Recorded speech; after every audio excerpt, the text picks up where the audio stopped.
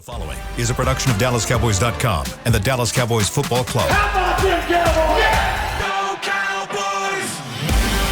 This is Girls Talk, Boys Talk, presented by Invisalign, trusted by over 500 NFL players for their winning smiles. And broadcasting live from Dallas Cowboys World Headquarters at the Star.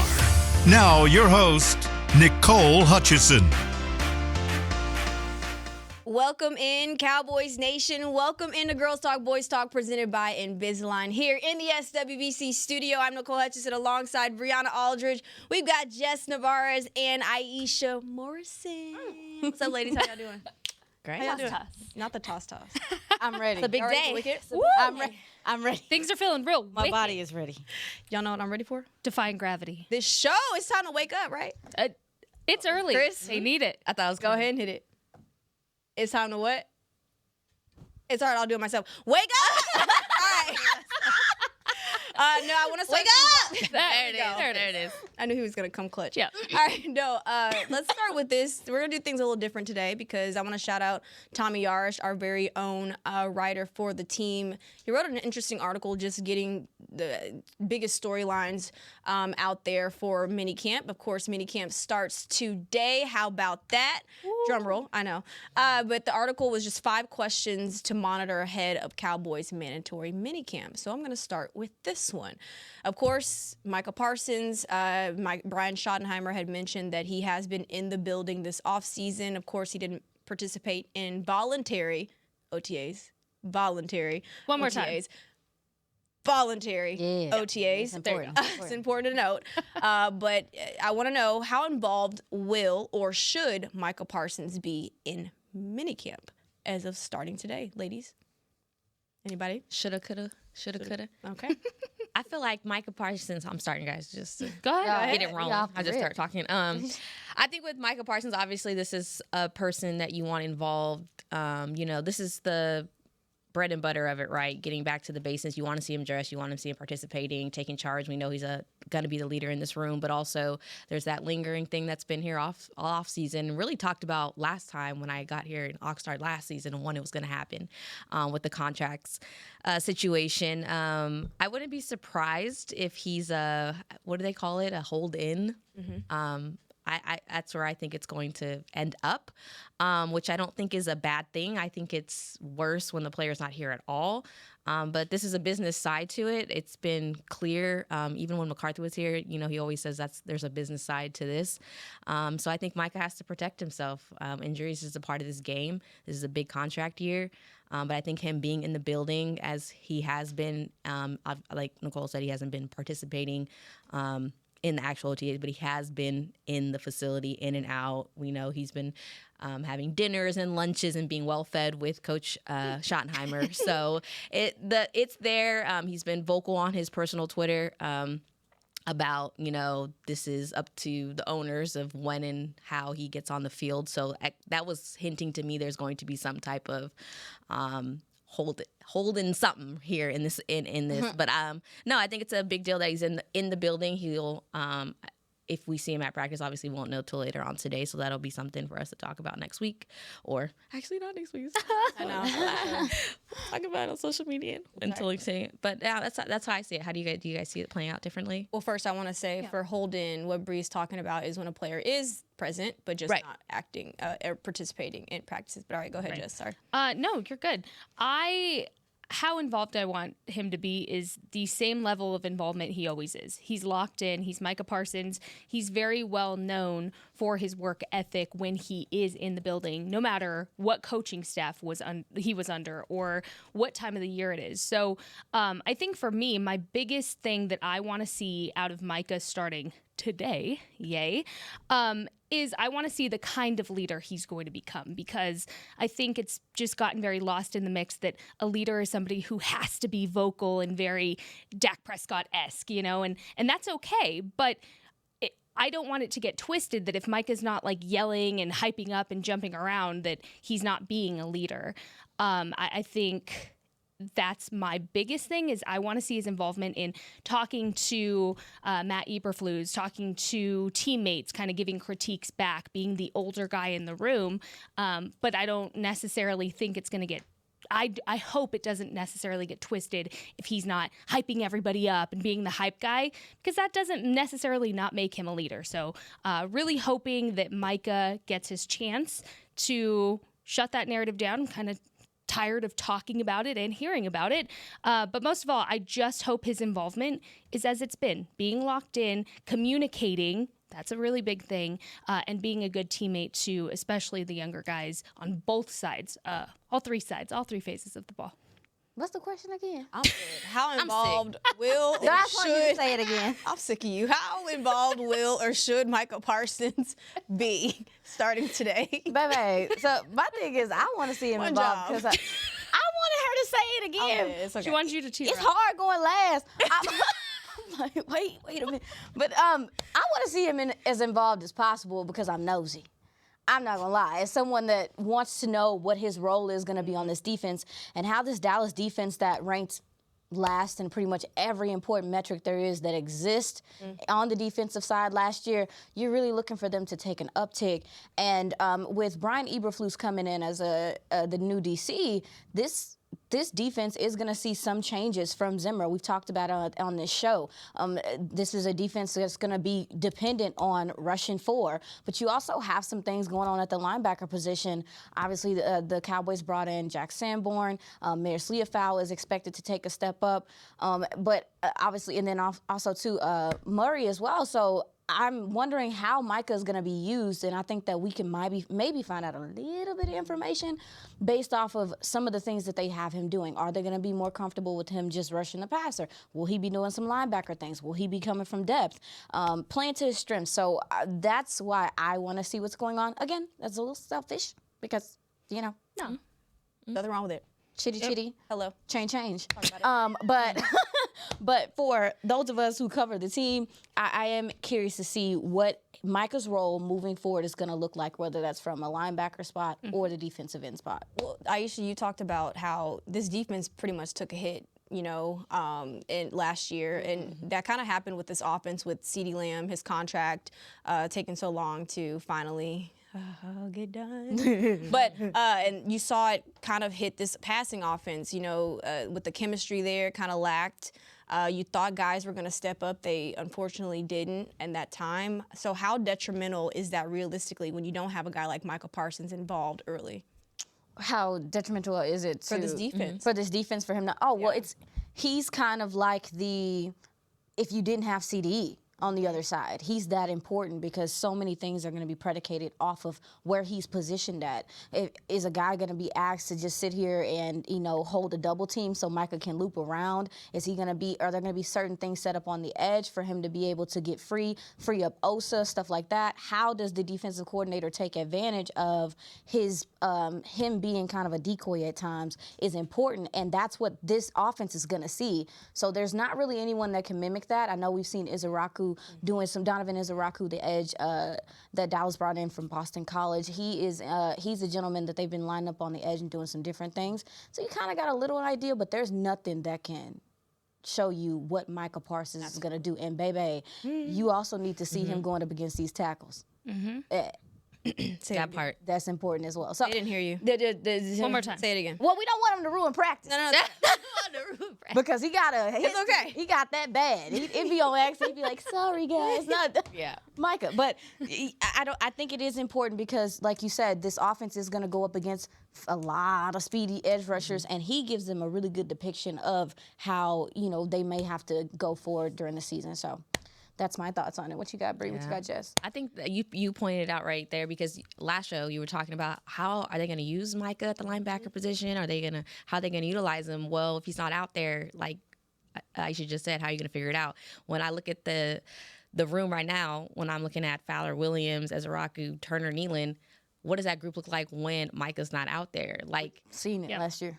Stop. What happened? We've seen it. The door's right And here. exactly. The whole defense as a whole elevated as soon as Micah came back. And that was like not even 100% Micah that was coming back from that injury. That's the crazy part is. So I personally don't want to see what it's like if he's not out there and we're talking Oxnard.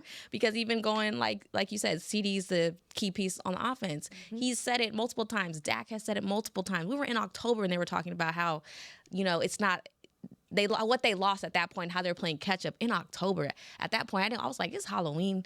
I don't want to talk about like this is crazy. But that as a player, like they're telling you straight up, like it matters. Not you laughing at me.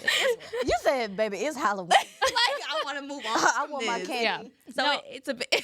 I want my candy is crazy. Oh my God. That's the caption. I think Micah ultimately is your glue player. Like, you need That's him such a good for word. everything to come together. He is your glue. He's your defensive glue. And there's just players like that. Demo, I also feel like, is a glue player himself. I mean, there's just guys you cannot, to your point, you cannot emulate having them on the field. It's just not the same. However, glass half full is the younger guys and even veteran guys, all of these guys, all the DEs have a chance to work after that and get that attention, that positive attention that, hey, Micah's not in, but things aren't as bad as we thought they would be without him in there. So I'm really looking at like a Marshawn Nealon at that case to really step up, show everything that he has been working under. And my thing is if you're not noticing it, you're doing a good job. You're solidifying your spot. So for me, if it's not a problem area where you're automatically like, oh, what was that? You're doing a good job at solidifying it, even though it would be better elevated with Micah in. So for me, I want Marshawn Nealon to take that spot and really, I don't want you to notice him because he is doing a great job at capping those edges off. All right, I want to make sure we get to this second question. We got 3 more to go, ladies. All right. Gosh, we Will- have. All right, this next question. Will the Cowboys look to add at positions of need? Of course, Stephen Jones saying last week, no, but we know how they move. They move a little in silence as of this offseason. So you never know. Never really know. But no, will the Cowboys look to add at positions of need? Who wants to? I really want to take this first Go because ahead, Jess. in that same conversation, he mentioned the UFL, and I would be so not right, me of all people, to not mention the UFL because I've been covering it this season, and I really hate the bad stigma that follows the UFL. That is one thing I've learned through the season is there are really good players that just got lost in the mix that could absolutely come on an NFL roster and make an impact. So when Stephen Jones mentioned, we're keeping an eye on the UFL championship game coming up this weekend, that means those guys are going to be available after this weekend. And they're already in football shape. This is something I've talked to Daryl Johnson about. They're already in shape. They're already good to go. They can pass their physicals. They can come in. They can make an immediate impact. So kind of made me annoyed when people were rolling their eyes about the UFL comment that Stephen Jones made. But I saw some discourse on Twitter about got it. two all-pros. Yeah. teams. And Crazy. And not only that, but just the guys, the coaches, so much work goes put into the UFL that is so underappreciated. So I really hope that more teams do pick up on it, but I was very, very excited to hear Stephen mention that. So to answer your question, Nicole, can they pick up more guys? They should. We don't know, but I hope that if it's guys from the UFL in any position, you're pretty stacked in the UFL, that you give them a chance, and whether that be the Cowboys or any NFL team, because they absolutely have worked their tails off this UFL season. End of soapbox. All right. What you got, Bree? I think, do the Cowboys need? Yes. Will they do it? Probably not. Not at this moment. I mean, this is what the time is for. Like, that's why I think this is the exciting part. We're here for minicamp. We're going to see everyone. We should see everyone here. I should say that. We should see everyone here. And I think this is the time to go back to the boards and Cowboys, what they did last season. They went to Oxnard. injuries happen, people were playing in different spots, and then you go out and you see who's available. You start adding those veteran pieces. That's the time, Jess. I think if you get your UFL wish, that's the time that we're going to see it. Genie in the bottle. And I wouldn't be surprised. I mean, Cowboys like cheaper options. Like, that is the benefit of going to UFL. It's not necessarily a huge loss if it doesn't work out. But yeah, I mean, Aisha talked on, she does the face with the defensive tackles when we talk about needs, right? I know cornerbacks have been, look, she's gonna face now. I'm trying not to make it. Okay. So if we say need to, it would be nice. I mean, the Pickens thing, I feel spoiled. Okay, I wasn't expecting that. They moved in silence on that one. But if they could add something on the defensive side, especially when there's so many injuries and we're unknowns in those two groups I just mentioned, I think this is a roster that, honey, they're going to, not that the Cowboys aren't already headlining ESPN every week during the offseason season, but I think this just gives them in a conversation where people take them more serious, because I think of the season that they had with people not in-house that don't know Schottenheimer, who haven't seen what he's been doing behind the scenes. I don't think the Cowboys maybe are in that conversation, but I think another splash, if you will. Wait, so why? Okay, why do you not think that the Cowboys are in that conversation with what they have done this offseason, Bree? I think they are taken more serious now that I think Pickens was a huge deal. So let me say that. When we're talking about the wide receivers. But I think, like I said, from the national standpoint, there's a lot of there's a lot of haters with the Schottenheimer skepticism? thing.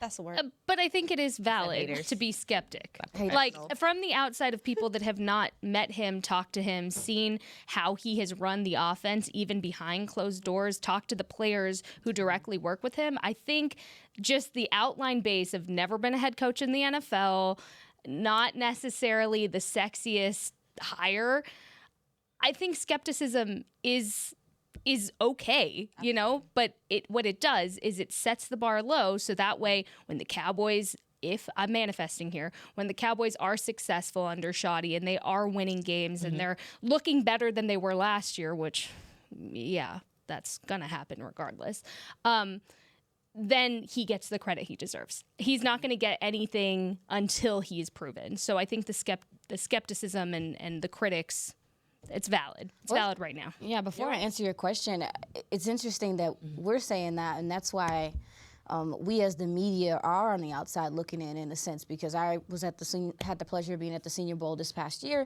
this past draft, and got to touch base with a couple of Seahawks scouts that had worked with Brian Schottenheimer, and every person that I came into contact with that has worked closely with him said great things about him. So this isn't surprising to them. I think it's more so, you know, again, the unknowns on the media side and some of us that don't know him personally, but I don't know about y'all, but I care about what my peers care about me. Yeah.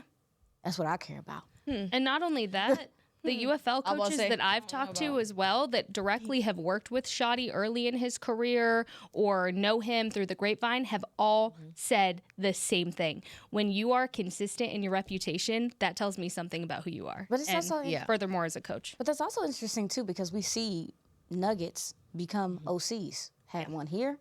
That's a lot of these OCs and these people who have become head coaches. You think about the McVays, you think about some of these guys, they were unknown. Like, there was a lot unknown about them. True. It took somebody giving them a shot, giving them an opportunity, and Schotty's no different than them. Now, in regard to your question, we're going to pray about it.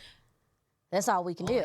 We're going to pray about it, because I will say, ladies, I'm a bit torn, because I feel like, whereas I want some of the gentlemen that are on this roster, that have been on this roster, that are looking for opportunity at these different positions, I'm looking for them to do, you know, to take the step up and to compete.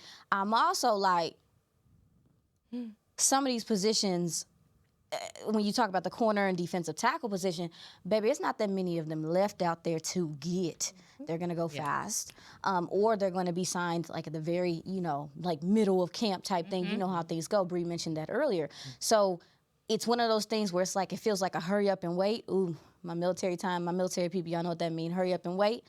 But at the same time, if you hurry up and wait, what if there's not those options, the top options to really make a difference aren't there anymore? I'm really, really, really exhausted with the Cowboys getting to the latter part of the season and having so many injuries at certain spots that And that's the word. Going to Nicole, Costco. on why they're not. That's exhausted. And Even then Cowboys. You're asking people that work there to be there to play on the field. Hold that thought. Because when we come back, after wrong this with the first break, samples? we are going to touch on whether or not the Cowboys should address cornerback or defensive tackle. Does Aisha have the answer? We'll find out right after the break here on Girls Talk. Just Boys told y'all Talk. to Costco, Stick get with it. us.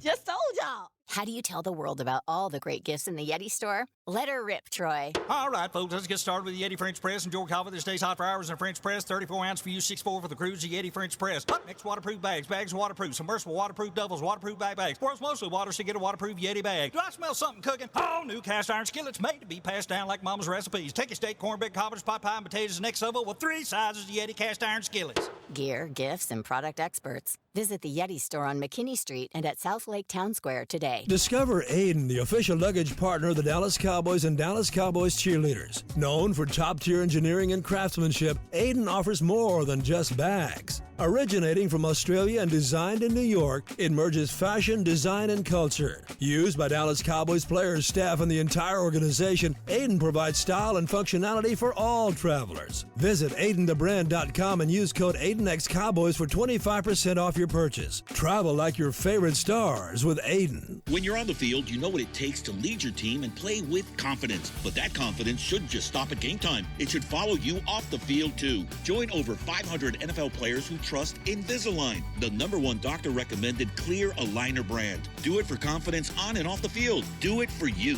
Ready to take the first step towards a smile you'll love? Don't wait. Visit Invisalign.com/NFL and find a doctor near you today. Transform your smile and take your confidence to the next level, both on the field and off. Cowboys fans, when it comes to navigating the ever-changing world of tax, your business needs a partner it can trust to tackle even your biggest tax challenges. Ryan is the largest firm in the world dedicated exclusively to business taxes. Our team of tax professionals has local expertise in all areas of tax and can help you uncover savings opportunities you didn't know you had. Learn more about how Ryan can improve your overall corporate tax performance by visiting Ryan.com. Ryan, the official tax partner of the Dallas Cowboys.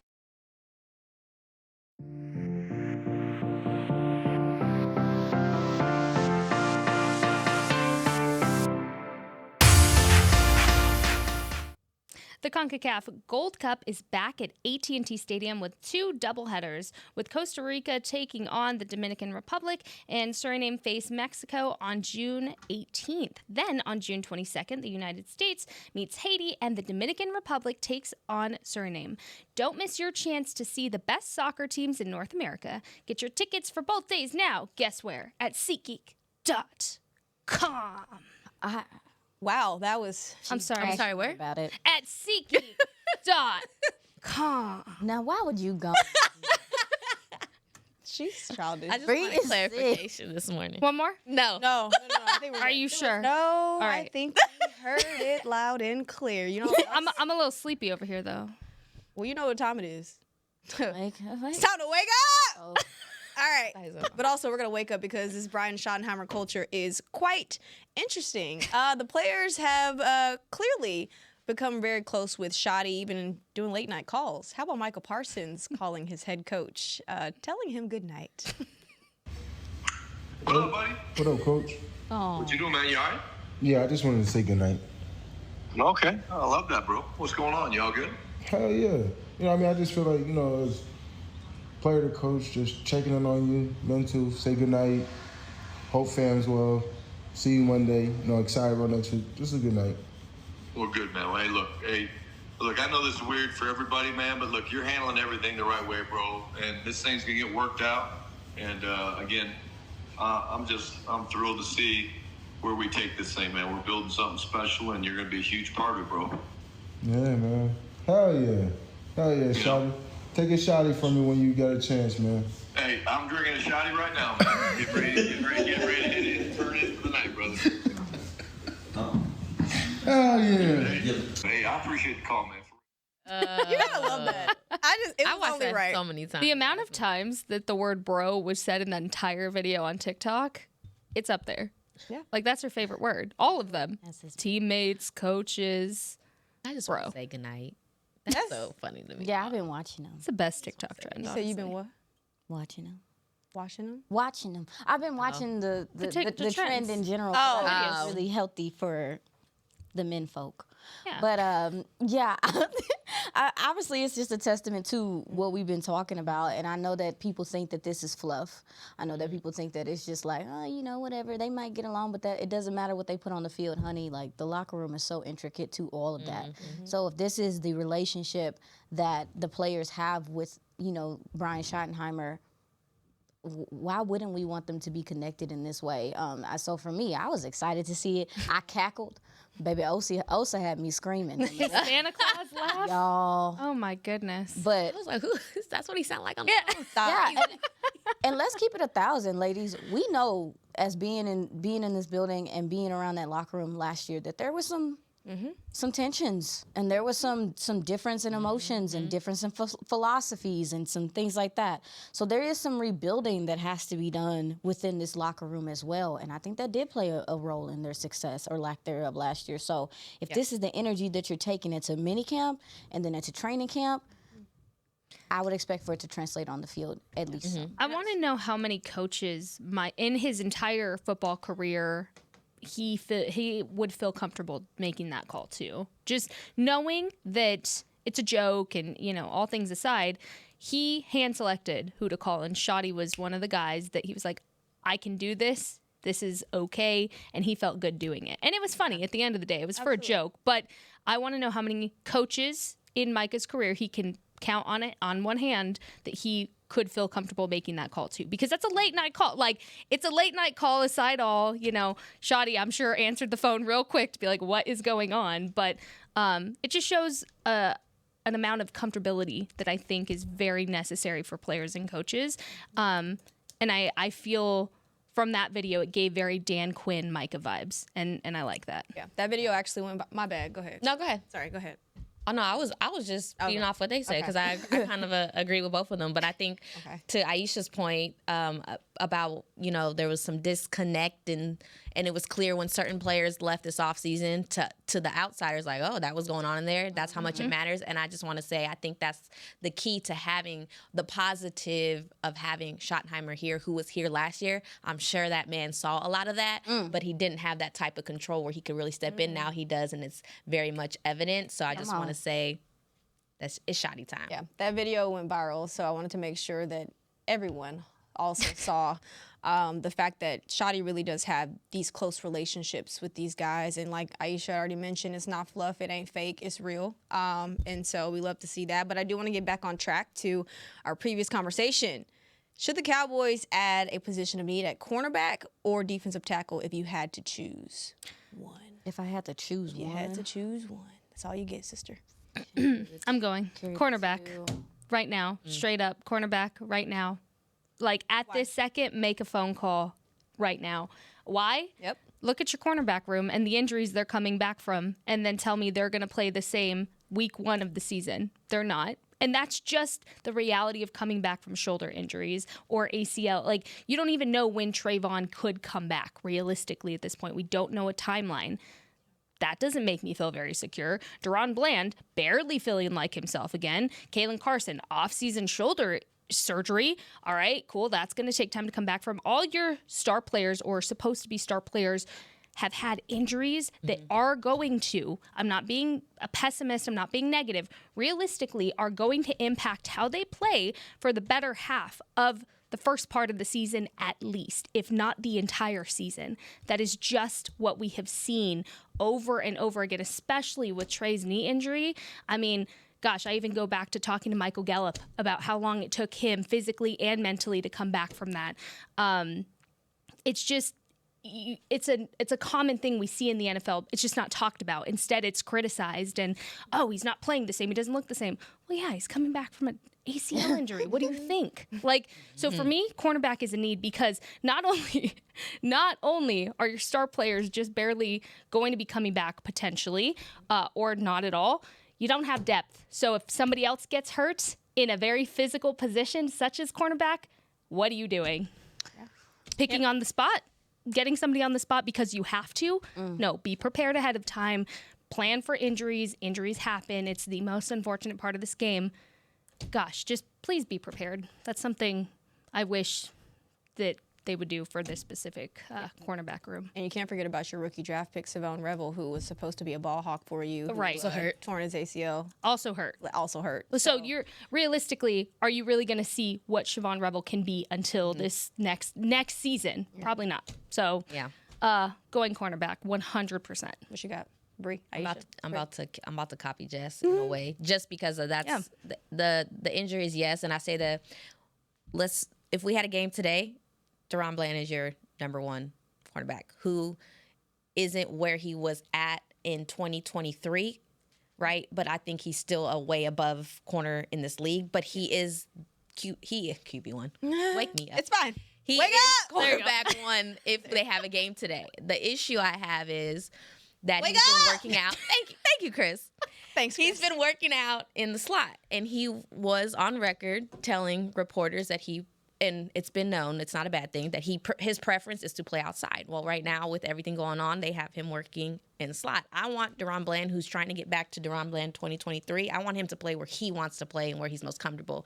Though we have players, we talk about the O-line, how they have this depth and they have multiple players is a good thing that can play at different spots. But also we have guys who say, hey, I prefer to play here. I want Deron Bland to play where he wants to play. I want to see what Izzy, we've been seeing him working with the corners. I want to see what he's doing. I want to see if this is the breakout year for Wanye Thomas, if we can use him in there. I want to see the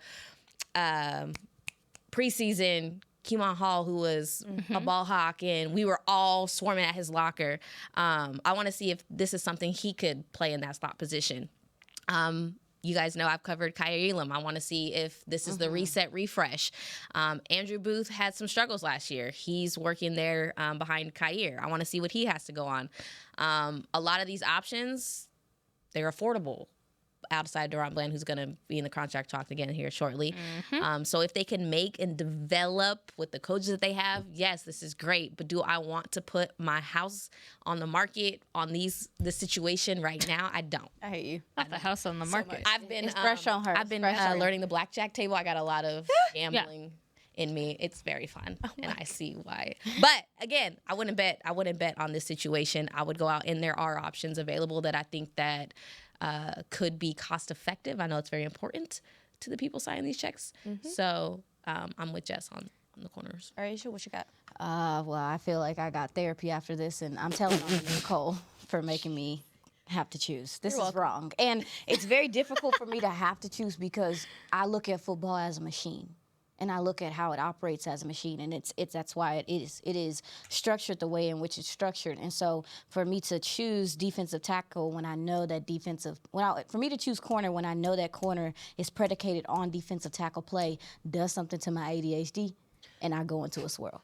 But I will say, if I had to choose one at this point in time, I do think it is important for the turnovers to return to Dallas.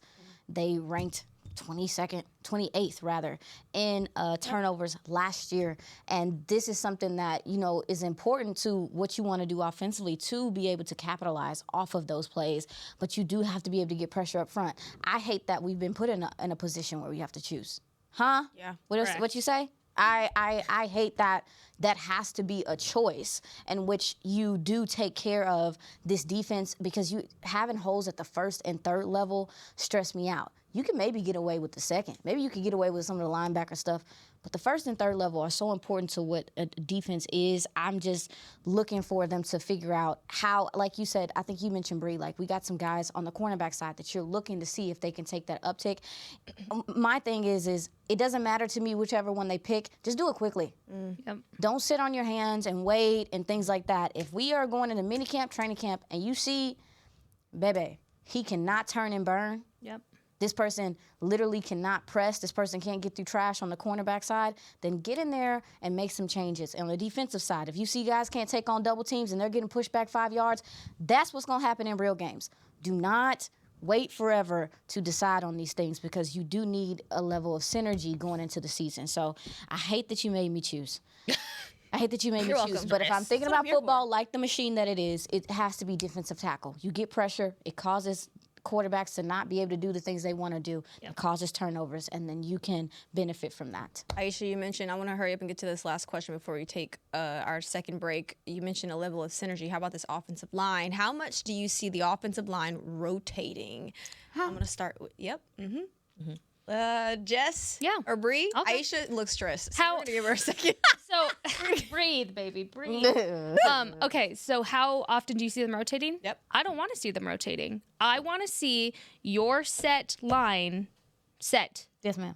Like, I'm tired of this rotating offensive line narrative.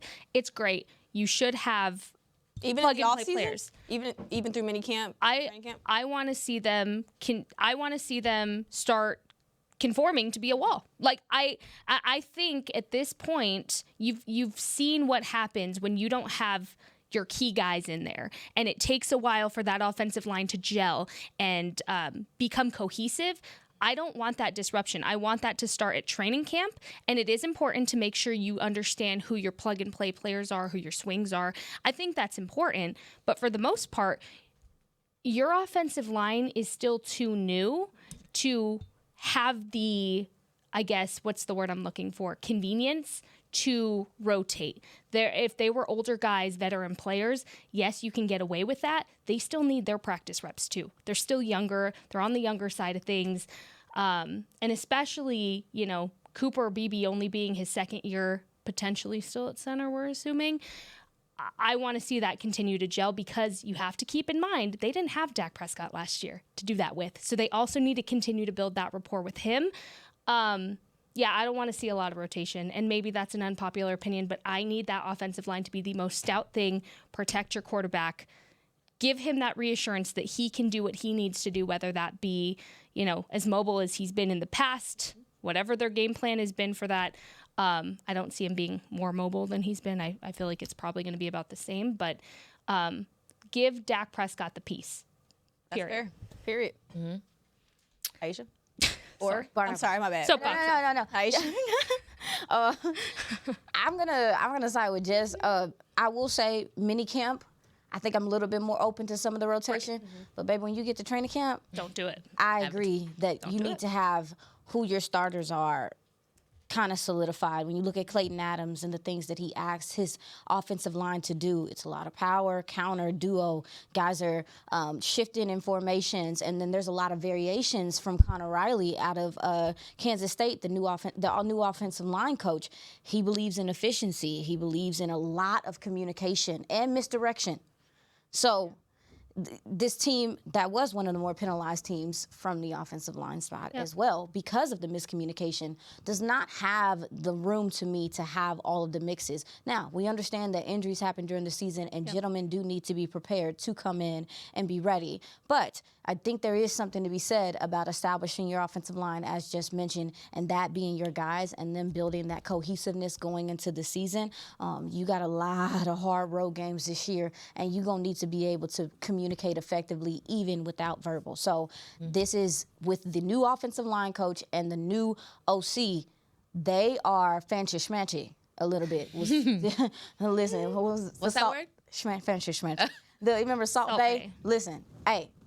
So for me, I'm like, this is going to be a more complex running game and a more complex passing game than we've seen in a while. So there's communication is going to have to be on point, and I don't think I want to wait forever to see it.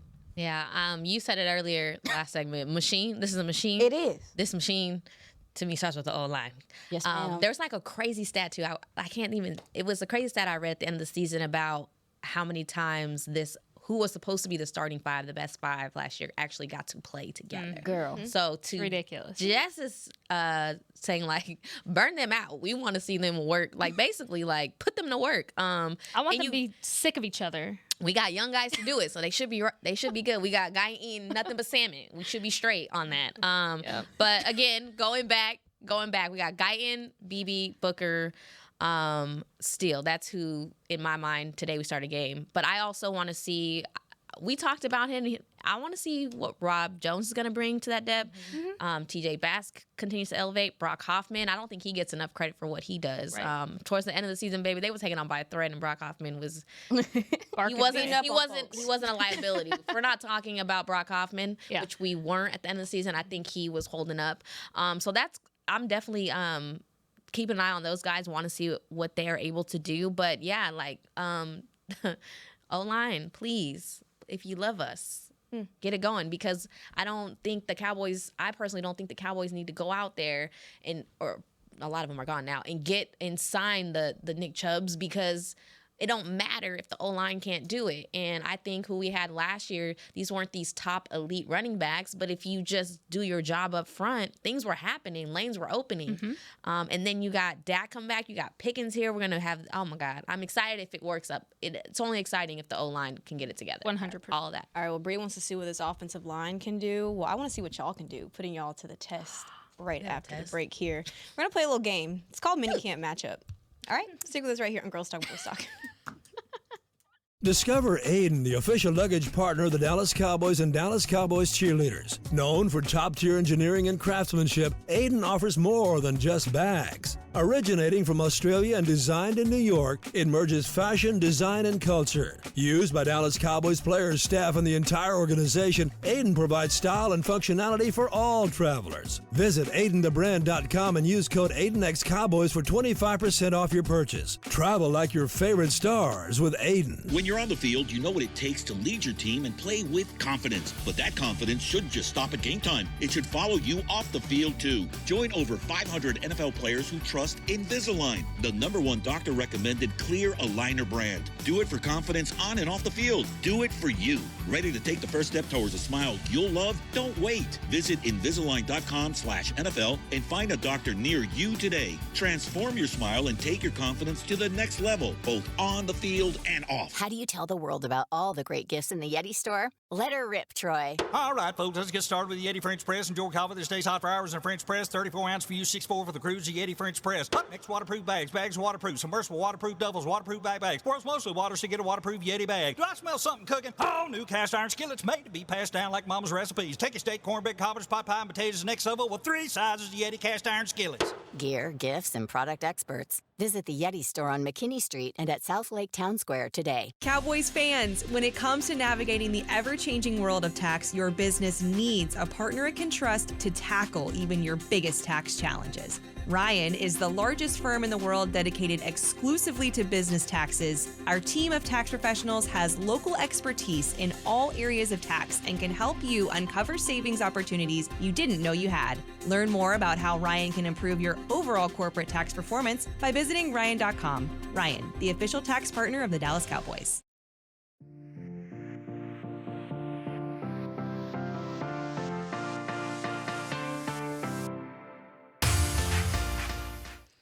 The weekend is bringing the After Hours Till Dawn Stadium Tour to AT&T Stadium on August 27th and 28th. Catch this all-new show in support of the full album trilogy with Playboy Cardi and special guest Mike Dean. Get your tickets today at SeatGeek.com, the official ticketing partner of AT&T Stadium. Are y'all ready for this game? Ready. Let's do it. It's called minicamp matchup. I'm basically going to ask a question. You secretly write down your answers and you explain why really fast because we got to go in about 5 minutes. All right? All right. Let's do this. Okay. Which player is going to come out of minicamp as the talk of the Dallas Cowboys? Y'all got 10 seconds. 10. Oh, God. 9. I'm not good at this. 8. 7. 6. 5. 4. Wait, give us more time. Give us 3. 10 more seconds. Okay. 10. Thank you. I have 2. 9. You get 1, girl. Okay, 8. Don't be last. 7. 6. 5. 4. 3. I'm gonna go. Okay. 2. Ding, ding, ding, ding, ding, ding. All right, your time is up. Who wants to go first? It's gonna be a talk uptown after these 3 days is up. Absolutely. I'm going with, it sound biased, but I'm not. I'm going with Kyer Elam. Coach Shotty said when it comes to film and who they've been watching, Is that who you went with? this is, did I take it? I'm dead.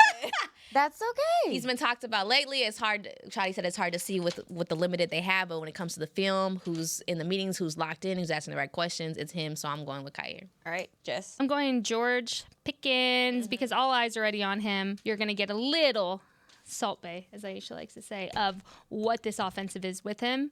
No shade to CeeDee Lamb, no hate, but I just think all eyes are on George Pickens and what he's able to add to this offense. He's already going to be talked about, so I kind of went the easy route with that. All right, Aisha. I'm going to go with Jack Sanborn. I think people are going to notice him stand out a little bit more and him take command as Nicole did in her fantastic segment this past weekend talking about him.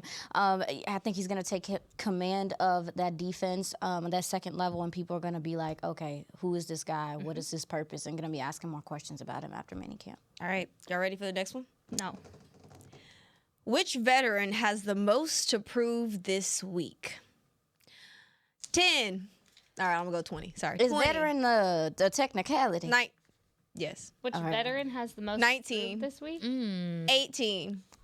17. Oh, I have one. 16. 15. This is a cheat code. 14. 13. 12. 11. 10. 9. 8, 7. Making my palms sweaty. 6. It is a little stressful. 5, 4, 3, 2. Get her away from me. 1. All right, Bree. 0. You got it? All right, bet. Ding, ding, ding, ding, ding. Time's up. All right. Who has the most to prove? I think Deuce Vaughn. We're talking about. I know he's not the star player, but that's the problem. Fix your face. That's the problem. Huh? Fix your I say Deuce Vaughn. He's possible. I was shook. I didn't Fix it. That's just who I'm looking at that running back room. I'm looking at some of the younger guys. He's just had. I feel like he's on his last straw, and I want to see him pop off. Also a preseason guy. All right. Ask the question again. Which veteran has the most to prove? See, Jake Ferguson. It adds emphasis. I told you. Jake Ferguson. That's a good one. I'm going with Jake Ferguson because your tight end room, hopefully, like we're just talking about with the offensive line, no longer has to just worry about blocking. They can become receiving aspects of your game as well. Jake Ferguson coming back from injury last year, he was very vocal about how it impacted him. I want to see dog Jake Ferguson back at it. So I feel like this is your first glimpse of it. You get to see him lead that room into a better direction than what it's been at. I'm going Jake Fergie. Ferg. All right, Aisha. I think the short answer is Mozzie Smith. Oh, great one. Let's talk about it. All right. That was great. We got one more question. We got time for one more. Are you ready? Mm-hmm. Which young player will fans overreact to after one great practice clip? All right, y'all got 20. Oh, that's a good one. 19, 18, 17. Hold on. 16. Oh, I got one. 15, 14, 13, 12, 11, 10, 9, 8, 7, 6, Okay. 5, 4, 3, 2, 1. All right. Who wants to go first? Aisha, go. I think it's gonna be dang, you stressed me out a little bit. It was in my head. I forgot. All right, Jess. I'm going Jaden Blue. I'm going Jaden Blue. And that's only because the competition at running back is going to be so up and down all around. Like, anytime I think in general you get a good running back clip, you're going to be like, that's the guy, because you're just so excited to be able to have an established running back. I would say cool your jets. Wait till kind of the end of training camp to get excited about who could be your running back one, and I think at that point you'll get a better idea. I'm throwing Jaden Blue in there because he's your young running back, but I think anytime you see any running back play, like, everybody's going to overreact, as they should. You should be excited. All right, Bree. I'm going the easy route. I'm going Tyler Booker just because the first round pick. Anytime he does something spectacular or average, and I think he's going to be a great addition to this group, but I'm just saying first round pick is always going to be overaction. All right, Aisha. I'm going to go Donovan Izarok, who I think people are going to be a little sided seeing how bendy he is and the way that he can center himself to the floor and really, really turn the corner on some of these tackles. I think people are going to get excited. Should be temper yourself. All right, well, this has been fun. A great season with you ladies. We'll be back here come training camp. But Oh my God, I forgot. so long, farewell. We'll miss Thank you you. all for watching us here on Girls Talk, Boys Talk, presented by Invisalign. For Brianna Aldridge, Jess Navarez, Aisha Morrison, Nicole Hutchison will be back here for training camp. Bye, guys. This has been a production of DallasCowboys.com and the Dallas Cowboys Football Club. How about this, Cowboys? Yeah!